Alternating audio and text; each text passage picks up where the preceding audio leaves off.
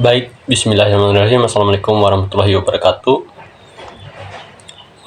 Terima kasih teman-teman sudah menonton video saya yang sebelumnya dan memberikan support terhadap saya melalui subscribe, like, dan share. Jadi teman-teman, sebelum kita memasuki pembahasan kali ini, saya tekankan lagi bagi teman-teman, sediakan kopi di samping teman-teman agar dalam menyimak materi saya kali ini teman-teman dalam keadaan tenang.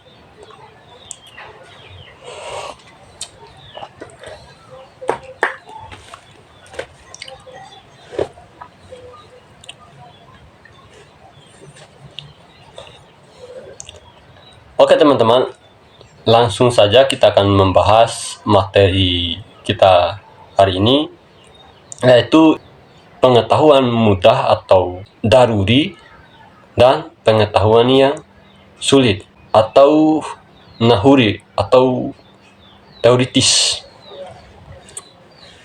Pembagian ilmu dari 3 pembagian itu teman-teman, itu kita akan melihat dari segi perlunya ilmu itu sendiri.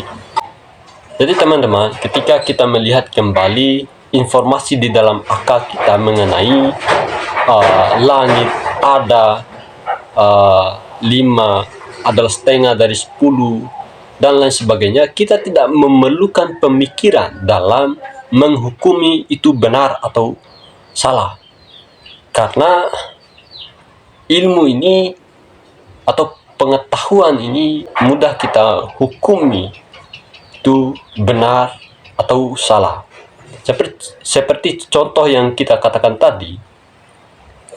Nah, 5 memang benar daripada setengah daripada 10. Itu kita dengan mudah mengetahui bahwa itu benar. Tetapi sebaliknya akan berbeda ketika kita melihat bahwa informasi yang ada di dalam akal ini tentang tentang aliran listrik, tentang bumi berputar, dan lain sebagainya. Di sini untuk memahami atau untuk meyakini gambaran tersebut, kita memerlukan suatu pemikiran. Yang dalam hal ini kita memerlukan proses berpikir atau teori-teori yang berkaitan dengan hal-hal yang saya sebutkan tadi untuk mencapai suatu keyakinan.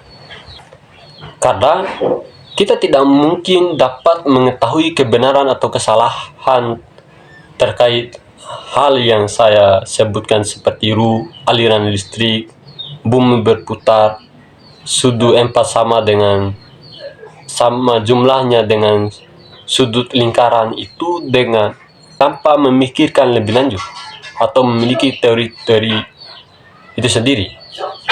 Kita memerlukan pemikiran ekstra dalam memecahkan pahaman tersebut.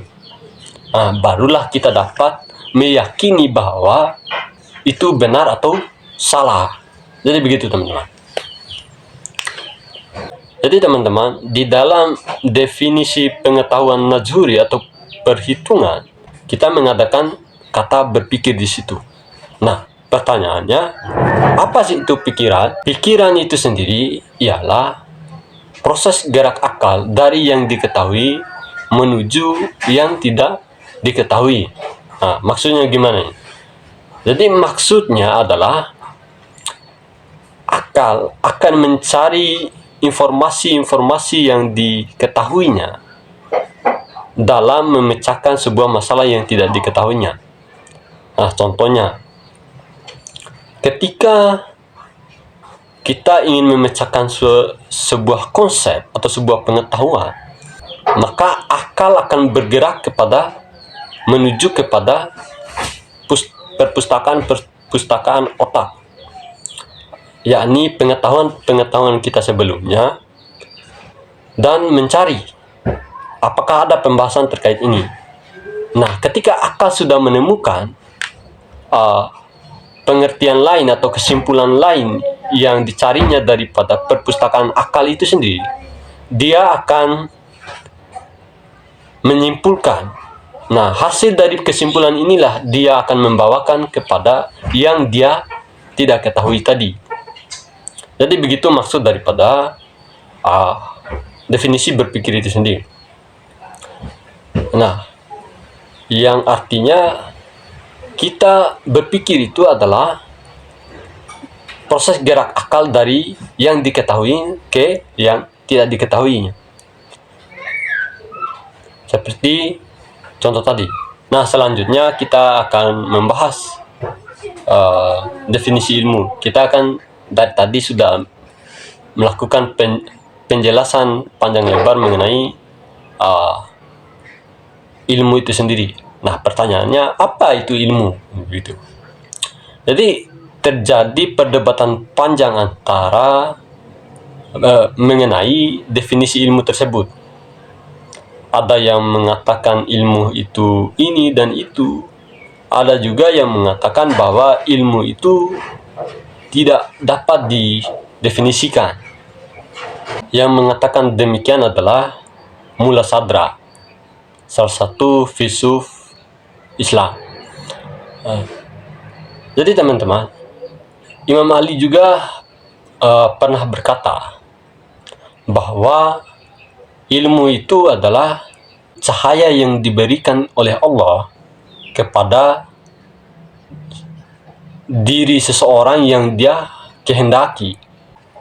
Allah juga berfirman di dalam Quran surat kedua ayat 228, bertakwalah kamu kepada Allah, niscaya Allah akan mengajari kamu.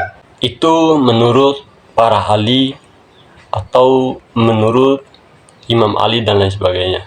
Dan juga dalam Al-Quran. Kita akan kembali kepada pembahasan awal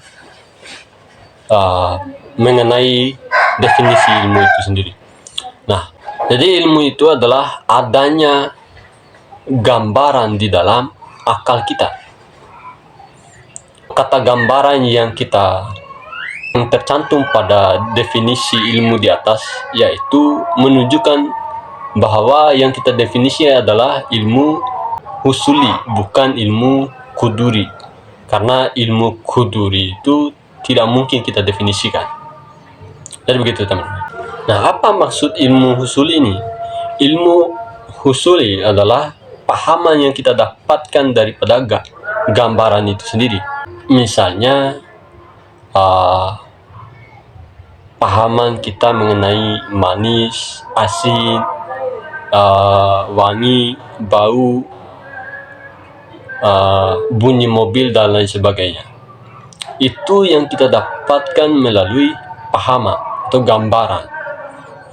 Nah, gambaran yang dimaksud di sini adalah kebalikannya, bukan gambaran yang disebut sebagai yang kita dapatkan dari gambar di dinding dan lain sebagainya ya. Sedangkan ilmu kuduri ini adalah ilmu yang kita dapatkan dari jiwa, dengan suasana hatinya baik, buruk, cinta, benci, bahagia, dan lain sebagainya. Oke teman-teman, demikian pertemuan kita kali ini. Lebih dari kurang saya mohon maaf jika ada kekeliruan kata atau kata-kata saya yang terdengar tidak enak. Mohon maaf, saya pun hanya manusia biasa. Jadi ketika ada yang sekata dua kata yang saya lewatkan, mohon diingatkan melalui komen. Billahi taufiq wal hidayah. Wassalamualaikum warahmatullahi wabarakatuh.